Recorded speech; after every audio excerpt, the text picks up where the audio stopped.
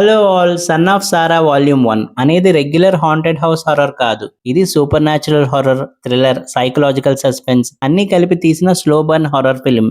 First నుంచి last వరకు mystery maintain చేస్తూ ఆడియన్స్ ని అన్కంఫర్టబుల్ గా ఫీల్ చేయడానికి ట్రై చేస్తుంది. ఇంకా మూవీ యొక్క స్టోరీ సారా అనే హెవీలీ ప్రెగ్నెంట్ ఉమెన్ చుట్టూ తిరుగుతుంది. డెలివరీ డేట్ క్రాస్ అయినా కూడా బేబీ పుట్టదు. ఆమెకి నార్మల్ ప్రెగ్నెన్సీ కోరికలు కాకుండా చాలా డిస్టర్బింగ్ కోరికలు స్టార్ట్ అవుతాయి. రా మీట్ తినడం, స్ట్రేంజ్ విజన్స్ చూడడం, బాడీలో జరిగే వెయిట్ చేంజెస్ అన్ని సినిమా అట్మాస్ఫియర్ ని ఫస్ట్ నుంచి డిస్టర్బింగ్ గా ఎస్టాబ్లిష్ చేస్తాయి. అండ్ ఇంకా ఆ టైంలో బేబీ ఫాదర్ ట్రాయ్ మళ్ళీ లైఫ్ లో ఎంటర్ అవుతాడు.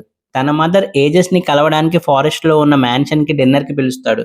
అక్కడ నుండి సినిమా కంప్లీట్ గా సూపర్ న్యాచురల్ హారర్ డైరెక్షన్ లో వెళ్తుంది. Cult rituals, demonic beliefs, shocking family secrets ఒక్కొక్కటి రివెల్ అవుతాయి.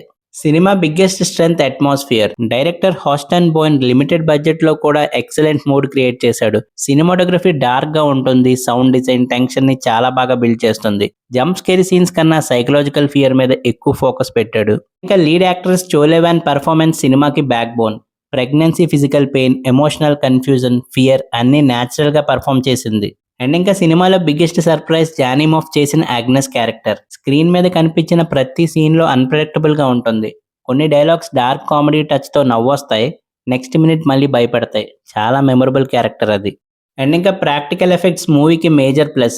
సీజీఐ మీద ఎక్కువ డిపెండ్ అవ్వకుండా బాడీ హారర్ సీన్స్ ప్రాక్టికల్ గా ఎగ్జిక్యూట్ చేయడం వల్ల ఇంపాక్ట్ ఎక్కువ ఉంది. హారర్ ఫ్యాన్స్ కి ఎస్పెషల్లీ ఈ సీన్స్ నచ్చుతాయి. అండ్ ఇంకా cinema biggest problem screen play. First half చాలా ఎంగేజింగ్ గా స్టార్ట్ అయ్యి సెకండ్ హాఫ్ లో కొన్ని సీన్స్ అన్నెసెసరీగా అనిపిస్తాయి. ట్రాయ్ క్యారెక్టర్ గురించి, ఆగ్నెస్ బ్యాక్గ్రౌండ్ గురించి ఇంకా ఎక్కువ ఎక్స్ప్లెయిన్ చేసి ఉంటే ఎమోషనల్ ఇంపాక్ట్ ఇంకా పెరిగేది.